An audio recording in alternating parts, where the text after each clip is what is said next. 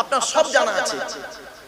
আপনি নামাজ পড়তে হবে জানেন, রোজা রাখতে হবে জানেন, হজ করতে হবে জানেন, যাকাত দিতে হবে জানেন, কিন্তু এটাই জানেন না নামাজটা কেন পড়বেন, রোজাটা কেন করবেন। আপনি কোনোদিন ভাবলেন না গরু হলো চার পায়, শূকর হলো চার পায়, মুসলমান গরুর গোশত খায়, শূকরের গোশত খায় না কেন? এই কেন উত্তরটা আপনি খুঁজে পাননি কোনোদিন, যার জন্য আপনি ওয়াজ বসে কিছুই বুঝতে পারেননি। ওই ওয়াজে বসেছেন, ওই আয়াতটা শুধু শুনেছেন, কোরআনের 4 জায়গায় লেখা আছে শূকরের গোশত খাওয়া হারাম। কয় জায়গা? কথা বলুন না একটু, এগুলো শিখে নি। কোরআনের 4 জায়গায় লেখা আছে শূকরের গোশত খাওয়া হারাম। কেন? কেন উত্তরটা খুঁজে বের করুন। কেন শূকরটা হারাম? মদ আর মধু, মদ আর মধু দাম বেশি বাবা। কার দাম বেশি বলতে পারেন? বলেন। মধু। দূর, আমি বাংলা মালের কথা বলছি, আমি তো ইংলিশ মালের কথা বলছি। বাংলা মালের প্যাক এখন 30 টাকা, আর ইংলিশ মাল শুনবেন, শুনে নিন। হুইস্কি, কিংফিশার, ম্যাকডোনাল্ড, বেলা, ওয়াইন, রিড মিল, ব্লক, ড্রাইন, এসব মদের নাম বললাম রে বাপ, যারা খায় তারা বুঝতে পারছে। সেদিন এরকম মদের নাম বলছে, একটা বুড়ো অপর বুড়োকে বলছে, দেখছি হুজুর কিরম কোরআনের আয়াত বলছে। বাপেরা, মদ আর মধু কেন মদটা কোরআনে হারাম করলো আল্লাহ 4 জায়গায়? এগুলো শিখে নিন। কোরআনে 4 জায়গায় লেখা আছে মদ খাওয়া হারাম। আর কেন মধুটাকে আল্লাহ হালাল করলো, কেন উত্তরটা আপনি খুঁজে পাবেন? ওই সাইন বোর্ড, কেন উত্তরটা খুঁজে পাননি বলি আপনার মাথায় এটা ঢুকানো আছে মদ খাওয়া হারাম আর শূকরের গোশত খাওয়া হারাম। ওইটুকুই আপনি জেনে বসে আছেন। আপনি নামাজ পড়বেন কেন? আপনি গালে দাড়ি দিলেন কেন? মাথায় টুপি দিলেন কেন? কেন পুরুষ লিঙ্গের আগের চামড়া আপনি কেটেছেন? মুসলমানি কি মুসলমানি বলেন না খাতরা বলেন হুজুর? আপনারা কি বলেন বলুন না একটু। মুসলমান কেন আপনি পুরুষ লিঙ্গের আগের চামড়া কাটলেন? কি দরকার ছিল? এই পুরুষ লিঙ্গের চামড়া সর্বপ্রথম কে কেটেছিল? আপনি তাও তো জানেন না। আপনি কেন কেটেছেন তাও জানেন না। আপনি কি করলেন এই এতদিন? 71 বছরের জলসার বয়স হলো 71 বছর, তাই না বাবা? আল্লাহর ওলির জলসা, তাই তো? ওলি কাকে বলে? ওলি হতে গেলে কতগুলো শর্ত আছে। কোন লোকটাকে ওলি বলে? পীর কাকে বলে? পীর হতে গেলে তার শর্তগুলো কি কি? যাকে তাকে পীর সাহেব বলে দেবেন? গালে দাড়ি আর মাথায় টুপি থাকলে, হাতটা নরম মতো হলে? আরে বোকা লোক, 90 বছর বয়স হয়ে গেলে অটোমেটিক চামড়া গুটিয়ে হাত নরম হয়ে যায়, ঠিক না? তাহলে হাত নরম হলেই পীর সাহেব নয়। তাহলে আপনাকে জানতে হবে কেন, কি। 71 বছরের জলসার চরিত্র এমন হতে পারে না। আপনারা আমাকে ভুল বুঝবেন না, কিন্তু বাস্তব কথাই বললাম আপনাদেরকে। তার চিন্তা আপনাদেরকে এইভাবে বলা হয়নি। আপনাদের জলসা মানে এটাই ঢোকানো হয়েছে মাথায়। কি টেনে টেনে এসে কোনো বক্তা কিছু কথা বলবে, কোনো কেসা কাহিনী ঘটনা বলবে, আপনারা মাঝে মাঝে সুবহানাল্লাহ বলবেন আর দরুদ শরীফ কিয়াম সালাম পড়বেন, মোনাজাত করবেন, খাবার উঠাবেন, বাড়ি যাবেন। এই হয়েছে আপনাদের জলসা ট্র্যাডিশন। খবরদার, এর নাম জলসা নয় বাপ। মুজাদ্দিদ জামান দাদা হুজুর পীর কেবলা রাহমাতুল্লাহ আলাইহি তিনি এভাবে ওয়াজ করতেন না। 5 হুজুর কেবলারা এইভাবে ওয়াজ করতেন না। এখন বর্তমানে বেশি অ্যাটেনশন হয়েছে কিভাবে জানেন? দূর আর সুর, ঠিক না বেটা? যত দূরের বক্তা হবে তত আকর্ষণ বেশি, আর যত সুরের বক্তা হবে আকর্ষণ বেশি। তো বাবা, দূর আর সুরের দিকে না তাকিয়ে, আওয়াজের দিকে না তাকিয়ে ওয়াজের দিকে তাকান। আমি বাস্তব কথাটাই বললাম। আচ্ছা, ছোট্ট একটা উদাহরণ দিচ্ছি। বর্তমানে মুসলমানদের, ইহুদিদের সংখ্যা কত বলতে পারেন বাবা? বর্তমানে ইহুদি বেশি না মুসলমান বেশি? বলুন না, একটু কথা বলুন। মুসলমান বেশি। ইহুদিদের সংখ্যা হলো 1.5 কোটি। কত? 1.5 কোটি। মোট টোটাল পৃথিবীতে ইহুদিদের সংখ্যা 1.5 কোটি। আর মুসলমানদের সংখ্যা কত জানেন? 200 কোটি। কত? প্রায় 200 কোটি। তা বর্তমানে মার খাচ্ছে কারা বেশি? বলুন। কেন ভাই? যুক্তি কি বলে? সংখ্যায় যারা বেশি হয় তারা মার খায় না মারে? তা আপনি মার খাচ্লেন কেন বা খাচ্ছেন কেন? আপনি মারধর খেয়ে আর মসজিদের ভেতরে ঢুকে ইমাম সাহেব বলে হুজুর আপনি আল্লাহর কাছে দোয়া করুন রব্বানা জালামনা, আর হুজুর দোয়া করলে ওই দোয়া আল্লাহ কবুল করবে? আল্লাহ বলে ফালতু মুসলমান কোথাকারে তোরা, চিটিংবাজ মুনাফিক মুসলমান, তোদেরকে আমি কি দিইনি? আল্লাহ বলছে তোদের কি দিইনি? কি অসুবিধা হচ্ছে বাবা? জোরে বলতে হবে বাবা, আমার এর থেকে আর বেশি গলার জোর নেই গো বাবা। এক কাজ করো বাবা, ওই পাখাটা বন্ধ করে দাও।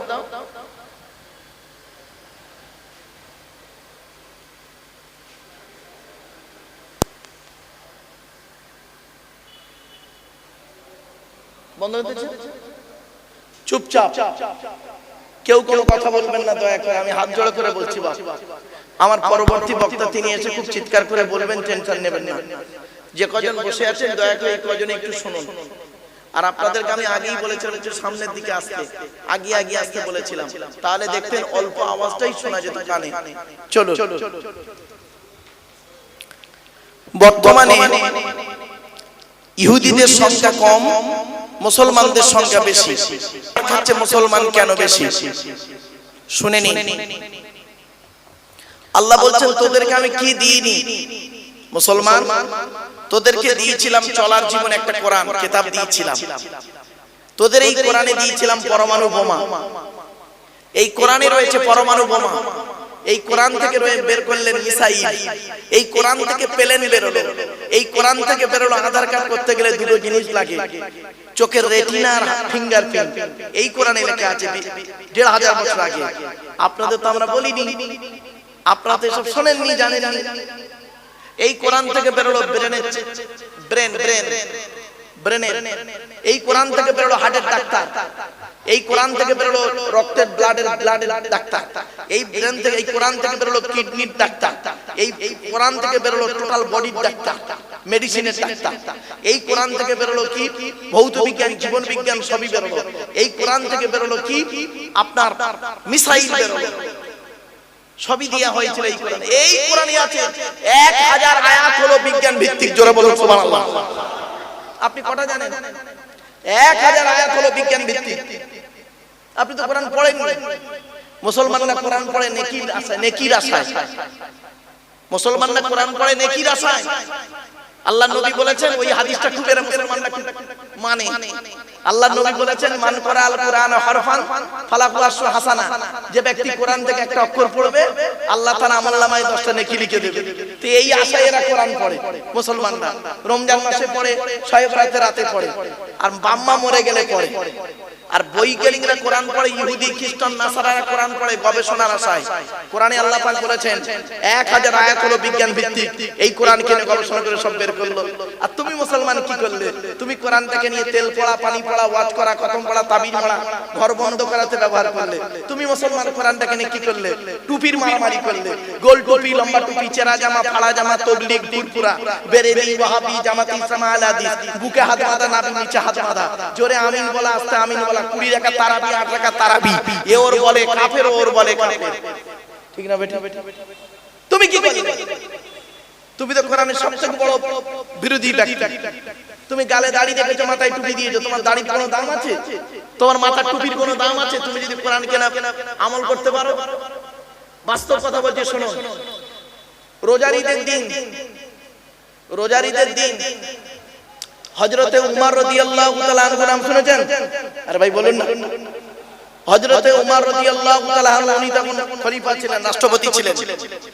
হযরত উমর রাদিয়াল্লাহু তাআলা আনহু উনি করলেন কি, রোজার ঈদের দিন পুরাতন কাপড়ে ঈদের নামাজ পড়ে, পুরাতন কাপড়ে ঈদের নামাজ পড়ে ঘরের দরজা বন্ধ করে ঝরঝর করে কাঁদছে।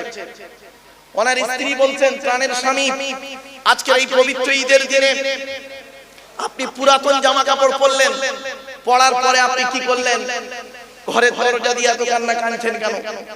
আজকের ঈদের দিনে মানুষ নতুন জামা কাপড় পরে বাইরে আনন্দ ফুর্তি করছে, আর আপনি কেন পুরাতন কাপড় পরে ঈদের নামাজ পড়ে এখানে কাঁদছেন? ঘরের ভিতরে বসে বসে কাঁদছেন, দাড়ি ভিজে যাচ্ছে কেন? কেন একটু বলুন। তো হযরত ওমর রাদিয়াল্লাহু তাআলা আনহু সেদিন কি বলেছিলেন শুনে নিন মুসলমান। ওমর রাদিয়াল্লাহু তাআলা আনহু বলেছিলেন, ও প্রাণীর স্ত্রী, আমি এখন রাষ্ট্রপতি মদিনা,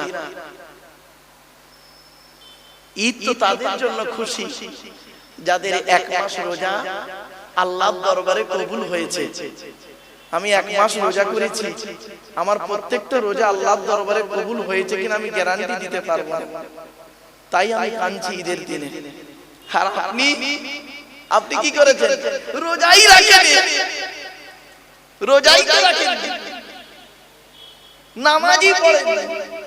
অনেকে রোজা রেখেছে নামাজ পড়ে না, অনেকে নামাজও পড়ে না রোজাও রাখে না, ইফতার করতে আগে চলে যায়, ঠিক না বেটি?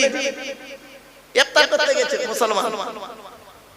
আবার অনেকে আছে কি করে দেখবেন, নামাজ পড়ে যাকাত দেয় না, অনেকে আবার দেখবেন যাকাত দেয় নামাজ পড়ে না, ঠিক না বেটি?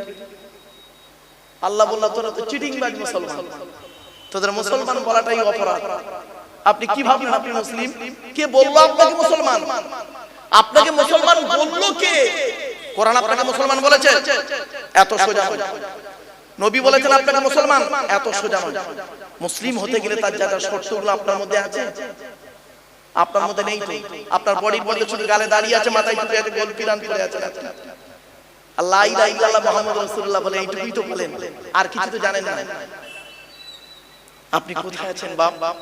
কথাগুলো শুনতে আপনার একটু টক লাগবে, কিন্তু মনে রাখবেন টক কাদের উপকার জানেন? যাদের দেহে ইউরিক অ্যাসিড আছে তাদের উপকার। আমার কথা একটু শুনতে আপনাদের তিতো লাগবে। তিতো কাদের উপকার জানেন? যারা সুগার রোগী তাদের তিতো উপকার। বাস্তবটাই বললাম বাবা, চলুন একটা একটা করে বলে যাচ্ছি, একটা একটা করে আপনাদেরকে বলি বাবা। আচ্ছা, আমার সামনে কি রয়েছে? এটি আমার হাতে কি আছে? জোরে বলো। কার বাণী? আল্লাহর বাণী। আল্লাহর পরিচয়টা জেনে নিন। আল্লাহর পরিচয় হলো চারটে। এক নাম্বার, বাবা পাখাটা চালিয়ে দাও।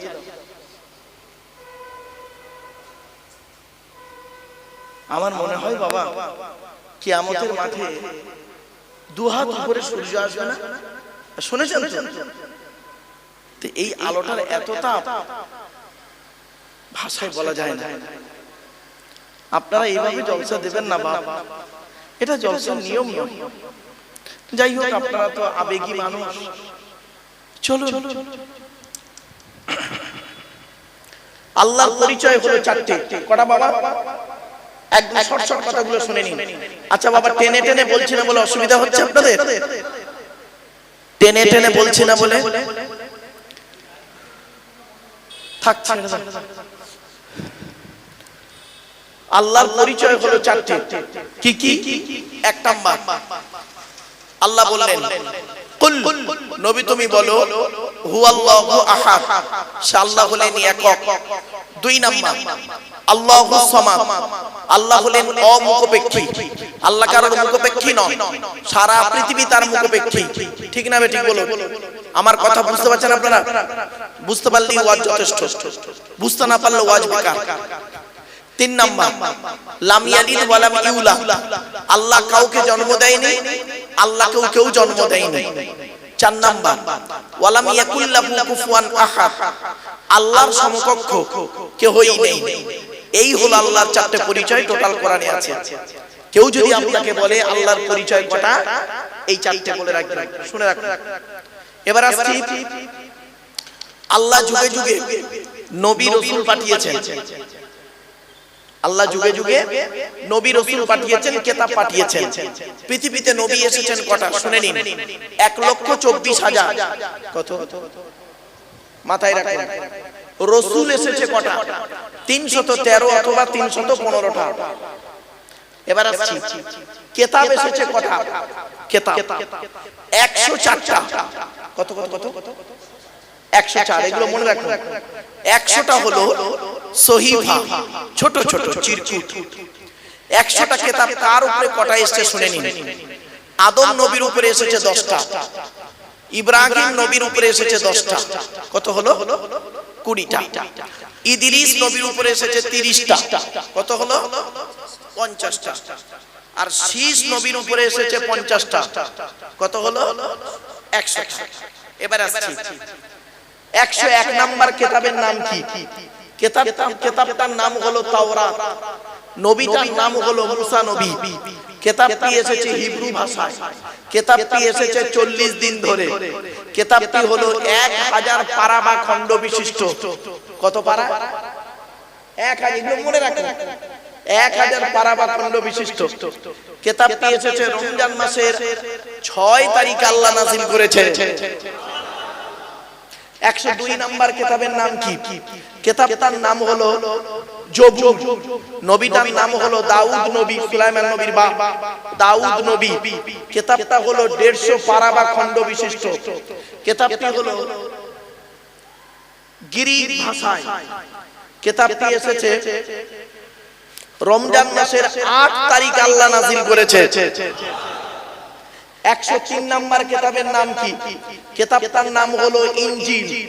নবীটার নাম হলো ঈসা। কিতাবটি হলো 27 পারা বা খণ্ড বিশিষ্ট। কিতাবটি হলো সুরিয়ানি ভাষায়। কিতাবটি এসেছে রমজান মাসের 18 তারিখে। 104 নাম্বার কিতাবের নাম কি? কিতাবটার নাম হলো কোরআনুল মাজিদ। নবীটার নাম হলো মুহাম্মদ সাল্লাল্লাহু আলাইহি সাল্লাম। কিতাবটি হলো আরবি ভাষায়। কিতাবটি হলো 30 পারা বা খণ্ড বিশিষ্ট। কিতাবটা এসেছে রমজান মাসে লাইলাতুল কদরের রাতে। কিতাবটার পরিচয়টা আপনাদের দিই, তবে সুবহানাল্লাহটা দয়া করে জোরে বলতে হবে। পারবেন? চলো। এই কোরআন আল্লাহর তরফ থেকে জিবরাইলের মাধ্যমে হযরত মুহাম্মদ সাল্লাল্লাহু আলাইহি সাল্লামের উপরে আরবের মক্কা নগরের নিকটবর্তী একটি গুহাটির নাম হলো হেরা। হেরা নামক গুহাতে 610 খ্রিস্টাব্দে 1 ফেব্রুয়ারি সোমবার। কত বললাম? তারিখটা কি বললাম? 610 খ্রিস্টাব্দে 1 ফেব্রুয়ারি সোমবার। এগুলো মনে রাখবেন। আপনি ওয়াজ শুনতে বসেছেন, আলতু ফালতু লোকের কাছে বসেননি, মনে রাখবেন। আজকে তারিখটা কত আছে বাবা একটু বলবেন? বলুন, একটু কথা বলুন না আপনারা। আজ 25 এপ্রিল, তাই তো? আজ বাড়ি যাবেন, বাড়িতে গিয়ে লিখবেন 25/4/2026 কি বার? শনিবার লিখবেন। আর নিচেই লিখবেন 1-2-610 সোমবার। আর মাইনাস প্লাস করবেন, করলেই কত বছর, কত মাস, কতদিন আগে কোরআন এসেছে আপনি পেয়ে যাবেন। আপনি মুসলমান, আপনি জানবেন না? আপনার কোরআনকে নিয়ে সারা বিশ্ব গবেষণা করছেন, আপনি জানবেন না? আপনি কেমন মুসলমান? চলুন, এই উচিত, এই জিনিসগুলো শিক্ষা দেওয়া উচিত ছিল, প্রাথমিক শিক্ষা এগুলো, ঠিক না বেঠিক? আমরা আপনাদের এই শিক্ষা দিইনি, আপনাদেরকে দিয়েছি কি কোন ব্যক্তির জীবনী বলেছি, কোন ব্যক্তির কাহিনী কিস্সা বলে আমরা সময় কাটিয়ে দিয়ে চলে গেছি। উচিত ছিল আপনাদেরকে এইভাবে কথাগুলো বলে আপনাদের ব্রেনটাকে কোরআনের প্রতি আনা, হাদিসের প্রতি আনা, বিজ্ঞানের প্রতি আনা। চলো, 610 খ্রিস্টাব্দে 1 ফেব্রুয়ারি সোমবার কোরআনের প্রথম আয়াত নাযিল হলো, ইকরা, রিড, পড়ো পড়ো পড়ো। এই কোরআনে আছে 82 জায়গায় বিভিন্ন অ্যাঙ্গেলে নামাজের কথা। কত কত কত কত জায়গা বললাম? বিভিন্ন অ্যাঙ্গেলে নামাজের কথা আছে 82 জায়গায়। আর লেখাপড়ার কথা কোরআনে আছে 92 জায়গায়। তো কোন সংখ্যাটা বেশি, 82 না 92? তাহলে লেখাপড়ায় পিছিয়ে কেন? মনে রাখবেন, যে জাতি লেখাপড়ায় পিছিয়ে সে জাতি সব দিকে পিছিয়ে। বাংলায় একটা প্রচলিত বাক্য আছে, শত মূর্খ লয়ে আমি স্বর্গে নাহি যাব, দ্বাদশ পণ্ডিত নিয়ে পাতালেই রব। 100 জন মূর্খ মানুষকে নিয়ে স্বর্গে গিয়ে কোনো লাভ নেই, 12 জন শিক্ষিত লোককে নিয়ে নরকটাকে অনেক ভালো। বাংলায় আরেকটা কথা আছে, শুনবেন, মূর্খ বন্ধুর থেকে শিক্ষিত শত্রু ভালো। আর একটা বাস্তব অভিজ্ঞতা আপনাদের দিচ্ছি, আপনি একজন শিক্ষিত লোকের সঙ্গে তর্ক বিতর্ক করবেন। আজকে আপনি একজন শিক্ষিত লোকের সঙ্গে তর্ক বিতর্ক করবেন, জিততে না পারলেও কিছু শিখতে পারবেন, ঠিক না বেটা? আপনি একজন শিক্ষিত লোকের সঙ্গে তর্ক করবেন, কিছু তার সঙ্গে জিততে পারবেন না, হয়তো জিততে না পারলে কিছু শিখতে পারবেন। আর একটা মূর্খ লোকের সঙ্গে তর্ক করবেন, অপমানিত, লাঞ্ছিত, গাল খেয়ে বাড়ি আসবেন। একদম বাস্তব কথা বললাম। এজন্য শিক্ষার এত গুরুত্ব। আমার কোরআন আল্লাহ দিলেন, নবীও বললেন শিক্ষার কথা, কিন্তু দুঃখের আমি লেখাপড়া শিখিনি। এজন্য আপনাদেরকে বলে যাচ্ছি, আপনারা মাধ্যমিক ছেলেদেরকে যেমন মাধ্যমিক উচ্চ মাধ্যমিক বিএ পাস এমএ পাস আলেম হাফেজ মাস্টার ডাক্তার ইঞ্জিনিয়ার প্রফেসর করাচ্ছেন, সাথে সাথে মেয়েদেরকেও মাধ্যমিক উচ্চ মাধ্যমিক BA pass MA pass আলেমা হাফেজা master doctor engineer professor করাবেন। কারণ কি জানেন, ইংরেজিতে একটা কথা আছে, one mother is equal to 100 teacher. একটা মা হলো 100 জন শিক্ষকের সমতুল্য। একজন পুরুষ যদি শিক্ষিত হয় সে কেবল নিজেই শিক্ষিত হয়, একজন নারী যদি শিক্ষিত হয় গোটা পরিবারটা শিক্ষিত হয়, ঠিক না বেটি? এজন্য আপনাদেরকে আমি অনুরোধ করে যাচ্ছি, অনুরোধ করে বলে যাচ্ছি, হাতে ধরে বলে যাচ্ছি, এই বাচ্চা, এই বাচ্চা যা যাও ওদিকে যা, মা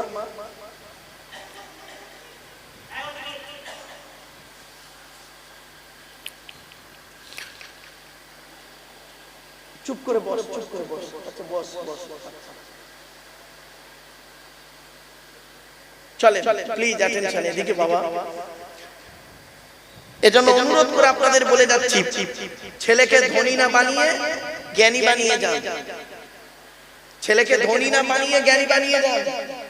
সম্পদ বেশি দিন থাকে না, কিন্তু জ্ঞান মানুষ মরে যাওয়ার পরেও রয়ে যায়।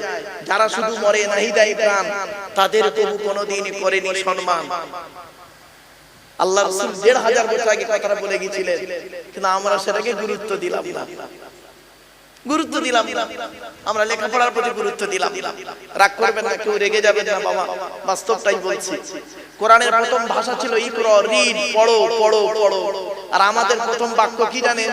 গেল গেল গেল গেল। পেট শান্তি তো দুনিয়া শান্তি।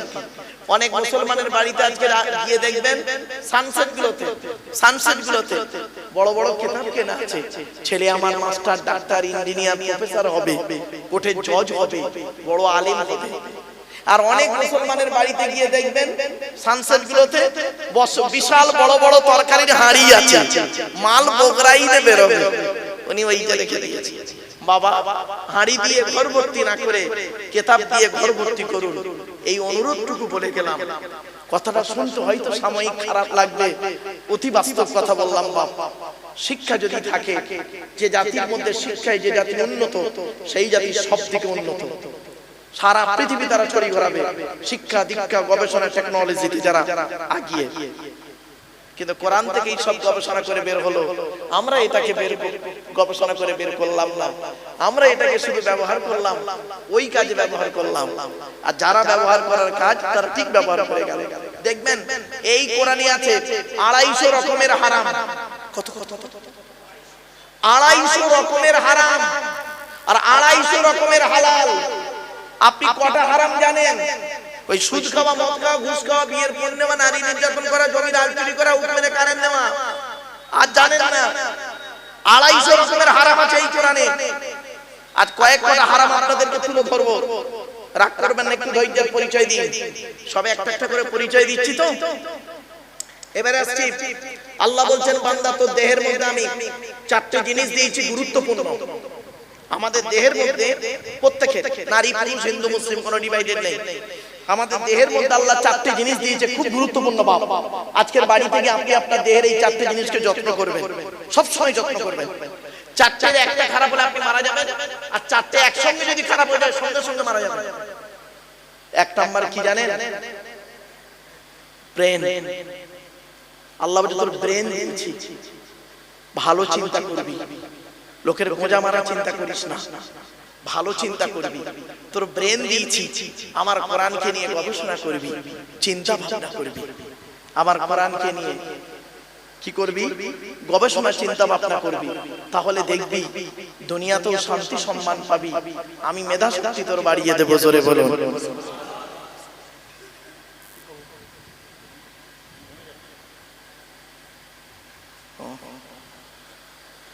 আমার বাপেরা, এজন্য আল্লাহ ব্রেন দিয়েছে, খুব বড় নিয়ামত। ডাক্তাররা বলছে ব্রেনের মধ্যে যে শিরাগুলো আছে, ওই শিরাগুলো যদি পরস্পর লাইন দেওয়া হয় পৃথিবীর এক প্রান্ত থেকে অপর প্রান্তে পৌঁছে যাবে। জোরে বলুন সুবহানাল্লাহ। ভাবতে পেরেছেন? ছোট্ট একটা উদাহরণ দিচ্ছি, গরুর ব্রেন দেখেছেন তো ভাই? বলুন না, গরুর মগজ খাননি নাকি? গরুর ব্রেন দেখেছেন, মানুষের ব্রেন, পার্থক্যটা কি জানেন? দেখবেন গরুর ব্রেনের মধ্যে ওই খাঁচকাটা খুব বেশি নেই। মানুষের ব্রেন বিলাস দেখবেন, বাড়ি থেকে ছবিগুলো দেখবেন,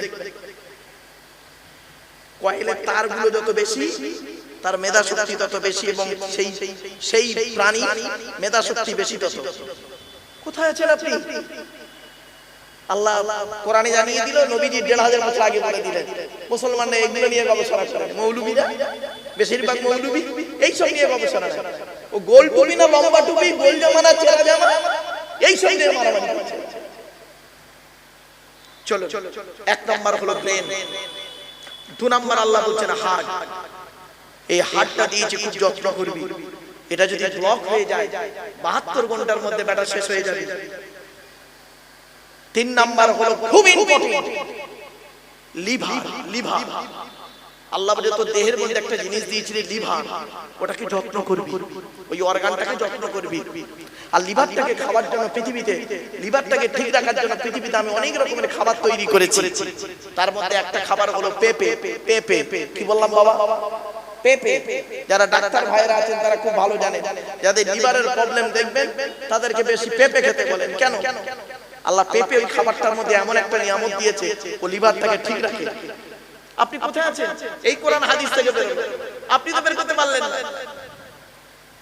চলো ৪ নাম্বারটা আরো ইম্পর্টেন্ট, সেটা হলো কি? কিডনি। আল্লাহ বলছেন তোর দেহের মধ্যে দুটো জিনিস দিয়েছি, কিডনি, ছাঁকনি, দুটো জিনিস দিয়েছি। যদি পৃথিবীতে চলতে গিয়ে, চলার জীবনে উল্টো পাল্টা চলতে গিয়ে যদি একটা খারাপ হয়ে যায়, তাহলে আরেকটা দিয়ে কাজ চালিয়ে নিবি। আর দুটোই যদি খারাপ করে ফেলেছিস তাহলে বাঁচার আশা ছেড়ে দিবি, ডায়ালিসিস করতে করতে শেষ হয়ে যাবি। কি ভাবলেন? আল্লাহর নবী বলেছেন তোমরা বেশি বেশি করে পানি পান করো। স্বচ্ছ পানি নবীজি পান করতে ভালোবাসতেন। নবীজি স্বচ্ছ পানি পান করতে বেশি ভালোবাসতেন। নবীর প্রিয় খাবারগুলো কি? আপনারা তো নবী নবী নবী নবী করে খুব চিৎকার করে নবীর ভক্ত দেখেন। আই লাভ মুহাম্মদ সাল্লাল্লাহু আলাইহি ওয়াসাল্লাম, কিরম ভালোবাসা! এই মুখে নবী নবী করা না, নবীর হাদিসগুলোকে প্র্যাকটিক্যাল করার নাম হলো ভালোবাসা। ঠিক না বেঠিক? নবীজির প্রিয় খাবারগুলো কি কি ছিল? আপনি সেই খাবারগুলো বাড়িতে গিয়ে খাবেন। ১ নাম্বার নবীর প্রিয় খাবার ছিল স্বচ্ছ পানি। নবীজি স্বচ্ছ পানি পান করতে ভালোবাসতেন। আর্সেনিক মুক্ত পানি পান করতে নবীজি ভালোবাসতেন। মেডিকেল সায়েন্স গবেষণা করে বলছেন একজন মানুষের প্রাপ্তবয়স্ক মানুষের জন্য সারা দিনে তার কমসে কম ৪ থেকে ৬ লিটার পানি পান করতে হবে। তা আপনি সারা দিনে কয় লিটার পানি পান করেন? ২ লিটার হয়। সারা দিনে ৩ গ্লাস পানি পান করেন। সকালবেলা একবার, সকালে ১ গ্লাস, দুপুরে ১ গ্লাস, রাতে ১ গ্লাস, বাকি সব পান, তেরেঙ্গা, খৈনি, গুটকা, শান্তি অশান্তি, চা, এইসব খেয়ে দিন কাটান। তা আপনার শরীর খারাপ হবে না? হবে না? আপনি আল্লাহকে দোষ দিয়ে বসে আছেন। আসুন, ১ নাম্বার নবীর প্রিয় খাবার ছিল স্বচ্ছ পানি। ২ নাম্বার নবীর প্রিয় খাবার ছিল খেজুর। ৩ নাম্বার নবীর প্রিয় খাবার ছিল মধু। একটা বৈজ্ঞানিকরা গবেষণা করে বলছিল মারাত্মক জিনিস। এরপরে নবীর প্রিয় খাবার ছিল কি জানেন? ফলের মধ্যে নবীজি সিজনের ফলগুলো খেতে ভালোবাসতেন। সিজনের ফল, তার মধ্যে দুটো ফল বেশি খেতেন। একটা হলো রুম্মান, মানে আনার, বেদানা। এই খাবারটা, এই ফলটা নবী খেতে ভালোবাসতেন। আরেকটা হলো কি জানেন? বাতিকুল আহমার, তরমুজ, লাল তরমুজ খেতে নবী ভালোবাসতেন। আর বৈজ্ঞানিকরা গবেষণা করে দেখছে এই রোজারা রাখে তাদের তরমুজ কত উপকার। কোথায় আছেন আপনি? এরপরে নবীজি গোস্ত খেতে, গোস্ত বা মাংস খেতে ভালোবাসতেন। গোস্ত বা মাংস বলেছি বলে আমার কিছু মুরব্বি আছে ভুলভাল বোঝে, তারা আবার ফতোয়া মারে, মূর্খ তো। ওই মাংস বলেছি দেখি একজন, না আপনি মওলানা সাহেব লোক মাংস বললেন কেন, গোস্ত বলতে পারলেন না? আর যে সভাপতি ছিল সে আমার ছাত্র, বলে স্যার মূর্খ লোক, বাদ দেন। আরে গোস্তটা হলো ফার্সি ভাষা, গোস্ত আরবি নয়। গোস্ত শব্দটা আরবি নয় বাবা, ওটা ফার্সি শব্দ। গোস্ত আরবিতে বলে লাহাম, ইংরেজিতে বলে মিট, বাংলায় বলে মাংস। তা বাংলায় ওয়াজ করছে, তা মাংস বললে ক্ষতি কি? ঈমান চলে যাবে? আশ্চর্য, লেখাপড়া কম থাকলে হবে। চলো, নবীজি দুটো গোস্ত খেতে ভালোবাসতেন। কোন গোস্ত? বকরির পাঁজরের গোস্ত খেতে নবী ভালোবাসতেন। বকরির পাঁজরের গোস্ত। আরেকটা হলো মোরকের গোশত খেতে নবী ভালোবাসতেন। এবার আসছি নবীজি পানিতে এই অনেকদিন পানি না হয়ে যে পানিটা হয়, প্রথম পানি বৃষ্টির পানি হয় তো, ওই পানিতে ভিজতে নবীজি ভালোবাসতেন, মাঝে মাঝে ভিজতেন। ভাবতে পেরেছেন? নবীজির প্রিয় খাবার ছিল দুধ, নবীজির প্রিয় খাবার ছিল রায়তা। রায়তা বোঝেন? রায়তা, রায়তা যারা খায় হোটেলে খায়, রায়তা কিরকম হয়? টক দই আর ওই কিছু ফল কুচিয়ে টক দই দিয়ে যেটা তোর ওইটা খেতে নবী ভালোবাসতেন। এত প্রোটিন খাবার নবীজি খেতে ভালোবাসতেন। আর আপনি সেই খাবারগুলো খান কোনোদিন ভাবেননি। চলো, সবজির মধ্যে দুটো সবজি খেতে নবী ভালোবাসতেন। দুটো সবজি, একটা সবজি আপনারা সকলে জানেন, কদু, লাউ। লাউ লাউ এটা সকলে জানেন। আর একটা সবজি শুনুন, কচি শসা। কি বললাম বাবা? কচি শসা খেতে নবী ভালোবাসতেন। কানাডার টরন্টো ইউনিভার্সিটি অ্যানাটমির প্রফেসর, বিখ্যাত পণ্ডিত বৈজ্ঞানিক উইলিয়াম হার্ভে, উনি বলছেন যে হযরত মুহাম্মদ সাল্লাল্লাহু আলাইহি সাল্লামের প্রিয় খাবার সবজি ছিল দুটো। এক নাম্বার ছিল লাউ বা কদু, আর দু নাম্বার হলো কচি শসা। কেন? তো শসাকে নিয়ে উনি গবেষণা করতে গিয়ে বললেন লাস্টে যে শসা এমন একটা খাবার, যে খাবারটা খেলে ব্রেন ঠিক থাকে, সুগার ঠিক থাকে, প্রেসার ঠিক থাকে, হার্ট ঠিক থাকে, পেট পরিষ্কার হয়, লিভার ঠিক থাকে, রক্তের উপকার হয়। শসা নিজে হজম হতে পারুক আর না পারুক, অপরকে হজম করে মাল বের করে দেয়। এমনকি দেহের মধ্যে পানির প্রবলেম হলে শসা খেলে পানি সেটাকে পানির কাজটা শসা করে দেয়। ১৫০০ বছর আগে নবী খেলেন, আর সেই খাবারটা কিনা আজকের গবেষণা করলেন অমুসলিমরা, গবেষণা করে ইসলামের কালেমা পড়ে মুসলমান হয়ে গেলেন। আর আপনি কোথায় আছেন? কথাগুলো বাবা একটু ভাবুন। চলো, এরপরে আসছি, আল্লাহ বলছেন তো দেহের মধ্যে আমি ৯টা ছিদ্র দিয়েছি। কটা? আমাদের দেহের মধ্যে ৯টা ছিদ্র আছে। এই ৯টা ছিদ্রের যে কোনো একটা ছিদ্র দিয়ে আল্লাহ পাক আমাদের আত্মা ফেরেশতার মাধ্যমে বের করে নেয়। আমার বাবাজি, যুবক ভাইরা, মায়েরা, বোনেরা একটু শুনে নিন। ৯টা ছিদ্র কি কি? ২ চোখ, ২ নাক, ২ কান, একটা গাল, সামনে পেছনে, এই হলো ৯টা ছিদ্র।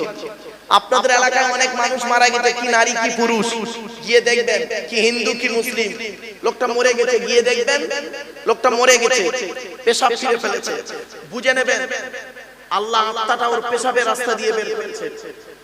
কোথায় আছেন আপনি? লোকটা মারা গেছে, গিয়ে দেখবেন পায়খানা ফিরে ফেলেছে, বুঝে নেবেন আল্লাহ ওর আত্মাটাকে পায়খানা রাস্তা দিয়ে বের করেছে। লোকটা মারা গেছে, দেখবেন লোকটার চোখটা চেয়ে আছে।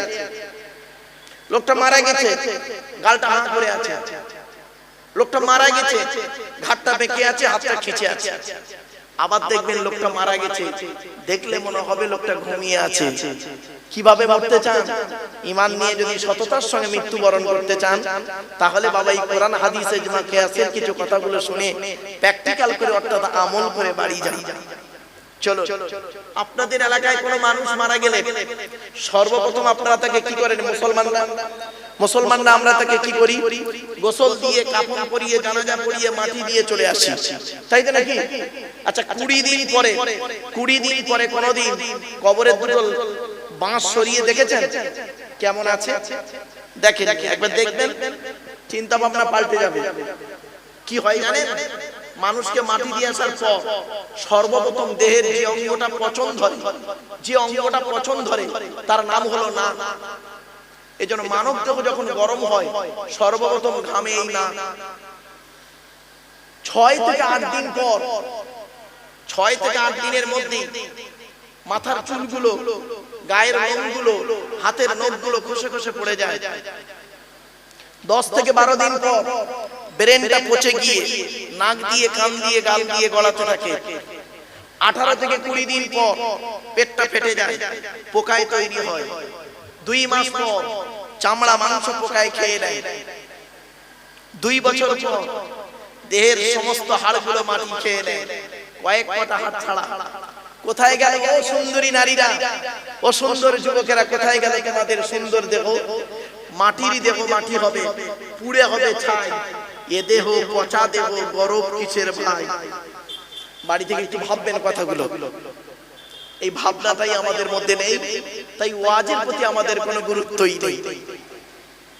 মানুষকে মাটি দিয়ে আসার পর যে ঘরটায় আমরা রেখে আছি ঘরটার নাম হলো কবর। কবর চারটে কথা বলে। এক নাম্বার কবর বলে আমি কবর, দরজা জানালা ছাড়া ঘর। আজকের বাড়ি যাবেন, দরজা জানালা বন্ধ করবেন, লাইট ফ্যান এসি বন্ধ করবেন। বাপেরা, ওই দেহগুলোর মধ্যে আমাদের একটা দেহ হয় কিনা একটু দেখি চলুন। এক নাম্বার, নবীদের দেহ মোবারক মাটি খেতে পারে না, টাটকা থাকে। দুই নাম্বার, শহীদদের দেহ মোবারক মাটি খেতে পারে না, টাটকা থাকে। এখন শহীদের অনেকগুলো ভাগ আছে, শিখে যান, একটু জেনে যান। বাপ যখন এনে যখন ফেলেছেন অজান্তে, দয়া করে একটু শিখে যান, একটু জেনে যান প্লিজ। শহীদের অনেকগুলো ভাগ আছে। আল্লাহ রাস্তায় নিজের জীবনকে বিলিয়ে দিলে সেটা হলো শহীদ, ঠিক আছে? এছাড়া আরো শহীদের মৃত্যু আছে। কি কি শুনে নিন। পানিতে ডুবে যদি কেউ মারা যায়, পানিতে ডুবে যদি কেউ মারা যায়, শহীদি মরণ। সুবহানাল্লাহ বলা গেল না? তবে কেউ আত্মহত্যা করলে হারাম। ইসলামে আত্মহত্যা করা হারাম। ইসলামে আত্মহত্যা করা হারাম। এই মা বোনেরা শুনে নিন, স্বামীর সঙ্গে প্রেমিকের সঙ্গে ঝগড়া হয়েছে, তুমি আবেগে গিয়ে গলায় দড়ি দিলে, বিষ খেলে, খবরদার, তোমার জন্য মৃত্যুটা হারাম, তুমি জাহান্নামী। ইসলামে আত্মহত্যা করা হারাম, এটা মাথায় রাখবেন। শহীদি মরণ, এই পানিতে ডুবে মরলে শহীদি মরণ। এ প্রসঙ্গে একটা হাদিস আপনাদেরকে পেশ করছি। আল্লাহর নবী আল্লাহর কাছে তিনটে দোয়া চেয়েছিলেন। কটা বাবা? তিনটে দোয়া চেয়েছিলেন। দুটো দোয়া কবুল হয়েছে, একটা কবুল হয়নি। কি কি? এক নাম্বার, মুহাম্মদ সাল্লাল্লাহু আলাইহি ওয়াসাল্লাম বলেছিলেন, ওগো আল্লাহ, আমার উম্মতদেরকে আপনি কোনদিন না খাইয়ে মারবেন না, না খাইয়ে মারবেন না, ক্ষুধা দিয়ে মারবেন না। আল্লাহ বললেন, নবী, আমি এই দোয়া কবুল করে নিলাম। আমি তোমার উম্মতদেরকে, যারা আমাকে 100% বিশ্বাস করবে আর তোমার কথা মতো যারা চলবে পৃথিবীতে, আমার কোরআন মোতাবেক যারা পৃথিবীতে চলবে, আমি তাদেরকে না খাইয়ে মারবো না, ঠিক খাওয়াবো। যেখানেই থাকবে আমি আল্লাহ যে কোনো ওসিলায় তার কাছে খাবার পৌঁছে দেবো। এক নাম্বার। দুই নাম্বার, নবী বললেন, দুই নাম্বার দোয়া কি চেয়েছিলেন? ওগো আল্লাহ, ওগো দয়াময়, আমার উম্মতদেরকে আপনি ওই ফেরাউনের দলবলকে যেমন পানিতে ডুবিয়ে মেরেছেন, ওইভাবে আমার উম্মতদেরকে যেন পানিতে ডুবিয়ে মারবেন না, আমার উম্মতদেরকে আপনি পানিতে ডুবিয়ে মারবেন না। তখন নবীজি এই দোয়া যখন করলেন, আল্লাহ এই দোয়া কবুল করে নিলেন। আল্লাহ বললেন, নবী, তোমার উম্মতদেরকে আমি কোনোদিন পানিতে ডুবিয়ে মারবো না। যদি কেউ কোনো কারণে পানিতে ডুবে মরে, যদি কেউ কোনো কারণে পানিতে ডুবে মরে, আপনার কি বলবো, ওই জাহাজ ডুবে বলুন বা ট্রলার ডুবে বলুন, নৌকা ডুবে, যদি পানিতে কেউ ডুবে মরে যায়, আমি আল্লাহ তাকে শহীদের মর্যাদা দিয়ে দিলাম। এরপরে আসছি, আগুনে পুড়ে যদি কেউ মারা যায়, আগুনে পুড়ে মারা গেলে শহীদি মরণ, তবে আত্মহত্যা করলে হারাম। আবার দেখুন, অজানা রোগে যদি কেউ মারা যায়, অজানা রোগ, অজানা রোগে যদি কেউ মারা যায়, শহীদি মরণ। জ্বর সর্দিতে যদি কেউ মারা যায়, শহীদি মরণ। বগলে ফোঁড়া হয়ে যদি কেউ মারা যায়, শহীদি মরণ। পেটের রোগে যদি কেউ মারা যায়, শহীদি মরণ। কোন মেয়ে ছেলে বাচ্চা হতে গিয়ে যদি মারা যায়, শহীদি মরণ। আপনি কি ভাবছেন? বাড়ি থেকে ভাববেন। এরপরে আসছি, দিয়াল চাপা পড়ে যদি কেউ মারা যায়, দিয়াল চাপা পড়ে যদি কেউ মারা যায়, শহীদি মরণ। তো এক নাম্বার হলো, নবীদের দেহ মোবারক মাটি খেতে পারে না, টাটকা থাকে। দুই নাম্বার হলো, শহীদদের দেহ মোবারক মাটি খেতে পারে না, টাটকা থাকে।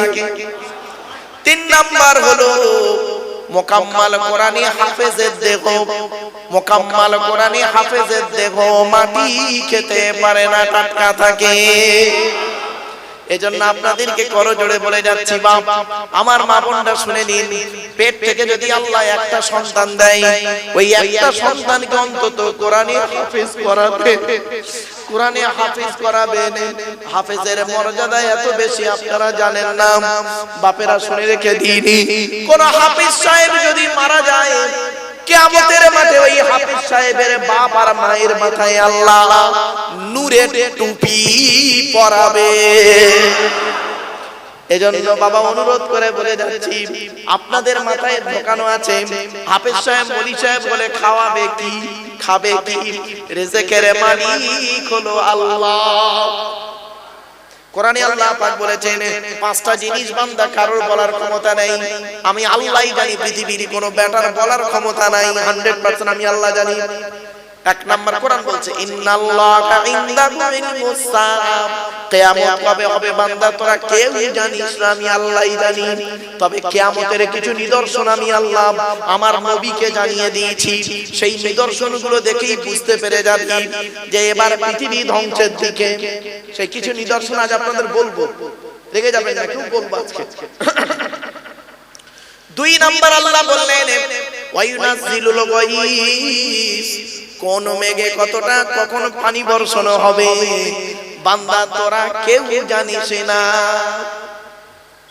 যদি বলেন হুজুর আবহাওয়া দপ্তর তো বলে, আবহাওয়া দপ্তর কি বলে শুনবেন, সম্ভাবনা আছে এত কিলোমিটার বেগে ঝোড়ো হাওয়া বইতে পারে, ঠিক না বেঠিক? আকাশে মেঘ উঠেছে, বৃষ্টি হবে, সেই মেঘ চলে গেল সাইডে, পরিষ্কার হয়ে গেল, অন্য জায়গায় বৃষ্টি হলো। আল্লাহ বলে বান্দা 100% পৃথিবীর কারোর বলার ক্ষমতা নাই। তিন নাম্বার হলো ওয়ায়ালামু মা ফিল আরহাম, মায়ের পেটে কি আছে, চোর হবে না ডাকাত হবে, আলেম হবে না হাফেজ হবে, কারোর বলার কোনো ক্ষমতাই নেই। এখানে অনেকে মনে মনে ভাবছেন নবীর ছেলে নবী হবে, খবরদার নয়, ভাববেন না নবীর ছেলে নবী হবে না, হবে এমন কোনো গ্যারান্টি নেই। পীরের ছেলে পীর হবে এমন কোনো গ্যারান্টি নেই। ডাক্তারের ছেলে ডাক্তারি হবে এমন কোনো গ্যারান্টি নেই, ঠিক না বেটি? পরিশ্রম করতে হবে, যদি আল্লাহ তকদিরে রাখে তবেই সে ডাক্তারের ছেলে ডাক্তার হবে, মাস্টারের ছেলে মাস্টার হবে, পরিশ্রম করতে হবে, ঠিক না বেটি? কথাগুলো বুঝতে পারছেন? অসুবিধা হচ্ছে আপনাদের?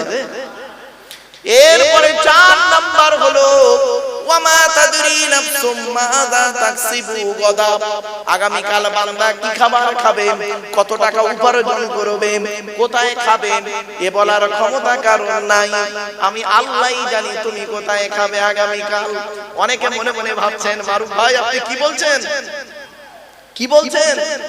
আমার ঘরের ফ্রিজে আজকে গোশত রাখা আছে, আমার স্ত্রী কালকে আলু দিয়ে রান্না করবে, আমি খাবো দুপুরবেলা। আল্লাহ বলে শোন, তোর স্ত্রী রান্না করে দেবে, তুই বেসিনে হাতটা দিয়ে গালে ভাত তুলবি, হঠাৎ তোর মোবাইলটা বেজে উঠবে, কে ফোন করেছে? তোর বড় শালা ফোন করেছে। ফোনটা রিসিভ করবি, ওদিক দিয়ে তোর বড় শালা বলবে দুলা ভাই আব্বা মরে গেছে। খাওয়া শেষ, দেগঙ্গায় চায়ের দোকানে বসে ঘুগনি আর রুটি খাচ্ছে বেলা 2টার সময়। খাবার কথা কি ছিল? আল্লাহ বলেন মা তাদরি নাফসুম মাযা তাকসিবু গাদা, আগামী কাল বান্দা কি খাবার খাবে, কোথায় খাবে, কতটা উপার্জন করবে, লাভ হবে না লস হবে, এ বান্দা বলার কোনো ক্ষমতাই নেই। 5 নাম্বার হলো ওয়া মা তাদরি নাফসুম বিআইনি আরদিন তামুত, কোন জমিনে কোথায় কি অবস্থায় কেমন করে কবে তোমার মৃত্যু হবে বান্দা তুমি জানো না, আমি আল্লাহই জানি। হয়তো অনেকে মুরব্বীরা মনে মনে ভাবছেন আমার মৃত্যু আমার ঘরেই হবে। আল্লাহ বলছেন নবী তুমি বলে দাও, কুল্লাউ কুনতুম ফি বুয়ুতিকুম লাবারাসাল্লাযীনা কুতিবা আলাইহিমুল কতলু ইলা মাদাজিহিম, নবী তুমি বলে দাও মৃত্যু যদি তোমার যুদ্ধের ময়দানে কপালে লেখা থাকে, ঘরের বিছানায় শুয়ে থাকবে, কৌশল করে ঠিক ওই জায়গায় পৌঁছে দেওয়া হবে। কিছু বুঝতে পারছেন বাবা? তাই এজন্য আপনাদেরকে অনুরোধ করে বলে যাচ্ছি, তাহলে 1 নাম্বার হলো নবীদের দেহ মোবারক মাটি খেতে পারে না, 2 নাম্বার হলো শহীদানদের দেহ মোবারক, 3 নাম্বার হলো মুকাম্মাল কোরআনে হাফেজের দেহ মাটি খেতে পারে না, 4 নাম্বার হলো হাক্কানি আলেমের দেহ মাটি খেতে পারে না। হাক্কানি আলেম। কি আলেম? জোরে বলুন বাপ। শব্দটা কিন্তু আমি 3 বারে ব্যবহার করেছি। হাক্কানি আলেম কাকে বলে? খালে গালে দাড়ি রাখলে মাথায় টুপি দিলে আর কোরআনের আয়াত বললে হাদিস বললে হাক্কানি আলেম নয় বাবা। আল্লাহর নবী বলেছেন আল্লাহু আজওয়াদু জুদান ওয়া আনা আজওয়াদু বানি আদম ওয়াজাদুহুম বাদি রাজুলুন আলিমা ইলমান ফানাশরাহু ইয়াতি ইয়াউমাল কিয়ামাতি আমিরান ওয়াহিদা। আল্লাহর নবী বলেন আল্লাহ হলেন সবথেকে বড় দাতা, আল্লাহর পরে বড় দাতা হলাম আমি মুহাম্মদ সাল্লাল্লাহু আলাইহি সাল্লাম। আমার পরে বড় দানশীল ব্যক্তি কে জানো? পৃথিবীর ওই আলেম, ওই জ্ঞানী লোকটা যিনি জ্ঞান অর্জন করেছেন, জ্ঞান মোতাবেক নিজে চলেছেন, সমাজের মানুষকে বলেছেন, তার জ্ঞান থেকে মানুষ উপকৃত হতে পেরেছে। ওই শ্রেণীর জ্ঞানী লোকেদেরকে কিয়ামতের মাঠে আল্লাহ এক একটা দলের আমির